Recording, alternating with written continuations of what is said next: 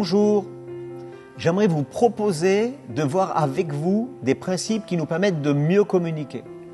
Parce qu'on a tous expérimenté d'avoir dit des choses, d'avoir fait des choses d'une façon un peu maladroite et puis on l'a regretté après. D'accord? Alors on va prendre le temps d'examiner certains points qui peuvent être améliorés.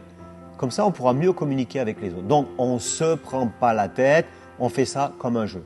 OK? Là, il y a un point qui est important, c'est le fait de demander pardon.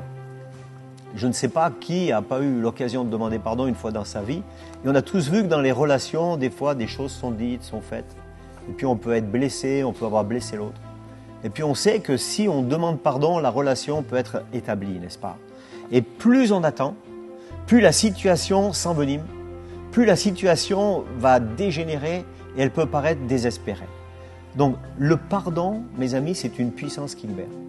Il y en a tous expérimenté dans des relations le fait d'avoir blessé la personne et puis on a hésité de lui demander pardon.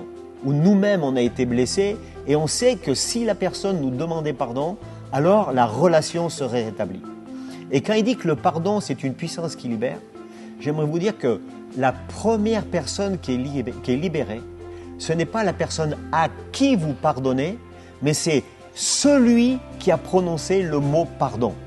Alors, si tu as blessé quelqu'un, tu as peut-être dit quelque chose de maladroit un peu trop vite, tu as fait quelque chose qu'il ne fallait pas faire et tu sens que tu as blessé l'autre personne, n'hésite pas à demander pardon. Pourquoi?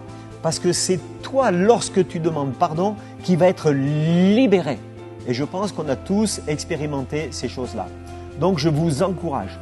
Il faut savoir que les malentendus sont inévitables, que ce soit dans la famille, que ce soit dans le couple, que ce soit au travail.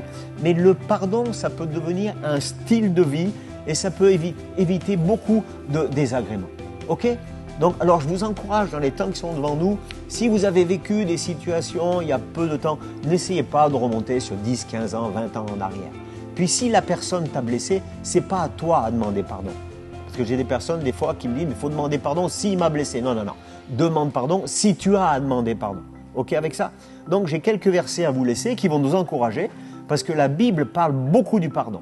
Dans Matthieu 6, au verset 15, il est dit, « Si vous ne pardonnez pas aux hommes, votre Père ne vous pardonnera pas non plus vos offenses. » Donc, vous voyez, l'intérêt à ce que le pardon devienne un style de vie.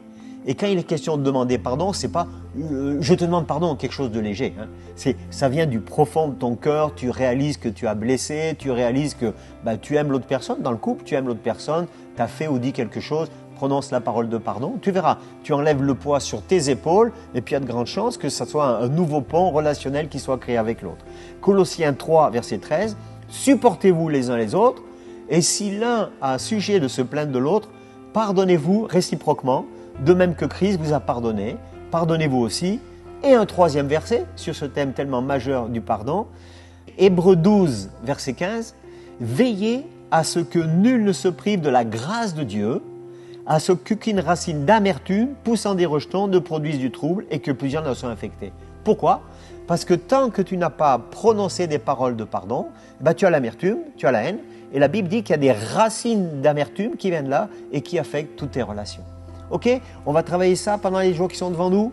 Alors, tu vis une embrouille avec quelqu'un, tu sens que tu es un peu fautif dans le truc, alors tu demandes pardon. C'est tout simple, on fait ça comme un jeu et puis tu verras, ça va te libérer et ça va améliorer ta façon de relationner. D'accord? À très vite, on fait ça? Et surtout, n'oubliez pas de vous abonner sur notre chaîne YouTube, Église Novation Officielle. Également sur Facebook ou sur Instagram. À bientôt.